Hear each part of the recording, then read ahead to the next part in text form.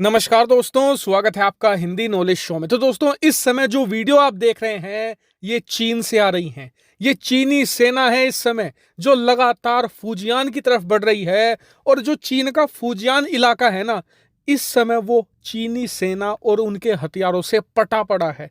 हर एक सड़क पर चीनी टैंक, आर्म्ड व्हीकल और ऐसे एम्फीबियन व्हीकल भी मौजूद है जो फुजियान से तैर कर ताइवान के तटों तक पहुंच सकते हैं। और आपको बता दूं कि फुजियान इतना इंपॉर्टेंट इसलिए है और चीनी सेना सबसे ज्यादा यहीं पर तैनात इसलिए हो रही है क्योंकि ये चीन का ऐसा राज्य है जो ताइवान के सबसे ज्यादा करीब है। यहां से ताइवान की दूरी बहुत ही ज्यादा कम है। और आपको बता दूं कि चीन सिर्फ सेना का ही इस्तेमाल नहीं कर रहा है। अब से कुछ घंटे पहले चीन ने ताइवान पर साइबर हमले भी शुरू कर दिए हैं। ताइवान के राष्ट्रपति की जो वेबसाइट है और साथ ही जो ताइवान के बहुत ही सेंसिटिव ऑफिस हैं उनके ऊपर तो ऑलरेडी चीन ने साइबर हमलों की शुरुआत कर दी है। इतना ही नहीं, चीन ने ताइवान से आने वाले बहुत सारे सामानों के इंपोर्ट पर बैन भी लगा दिया है। वहीं इस समय चीनी सरकार ने अपनी तीनों सेनाओं को हाईएस्ट अलर्ट पर रखा है और दोबारा फिर से चीन ने दोहराया है कि अगर नैन्सी पेलोसी ताइवान जाती हैं तो हमारी तरफ से बहुत ही जबरदस्त रिस्पॉन्स आएगा।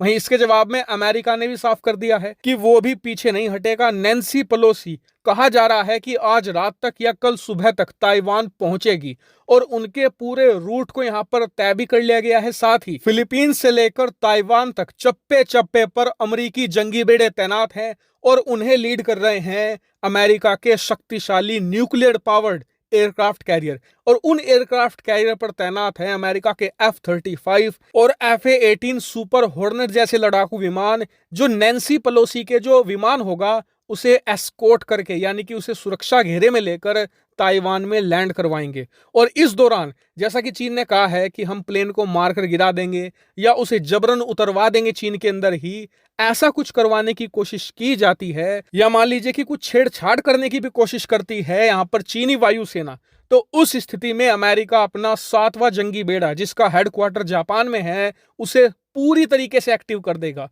और उसके एक्टिव होते ही अमेरिकी वायुसेना मदद के लिए आएगी और ऐसी स्थिति में अमेरिका F-22 रैप्टर और B-2 बॉम्बर जैसे अपने खतरनाक हथियारों को चीनी वायुसेना को पीछे खदेड़ने के लिए इस्तेमाल करेगा। लेकिन वहीं अगर शी जिनपिंग तय करते हैं कि चलो चीन के साथ एक 10-15 दिन का कॉन्फ्लिक्ट स्टार्ट कर देते हैं, एक लिमिटेड वॉर जैसे कि भारत के साथ गलवान घाटी में लड़ी गई थी जिसमें 10-15 दिन में मामला खत्म हो जाएगा, कुछ ऐसा ही अमेरिका के साथ किया जाए जिसमें लिमिटेड नुकसान हो, क्योंकि इससे शी जिनपिंग को बहुत फायदा है। वो कैसे?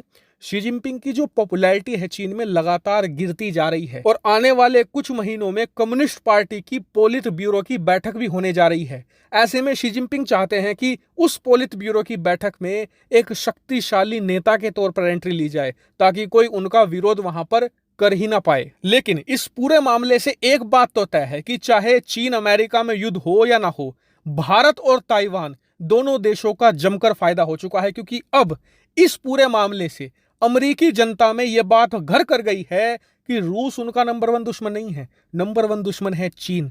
और इसीलिए आने वाले समय में अमेरिका से भारत और ताइवान दोनों के लिए जबरदस्त सपोर्ट आएगा। और इसीलिए चीन अमेरिका के बीच में इस समय जो भी हो रहा है, जितना ज्यादा ये आगे बढ़ेगा भारत के लिए उतना ही ज्यादा फायदेमंद होता चला जाएगा। हालांकि इस पर आपका क्या मानना है कमेंट करके जरूर बताएगा। फिलहाल इस वीडियो में इतना ही। Thank you very much for watching video.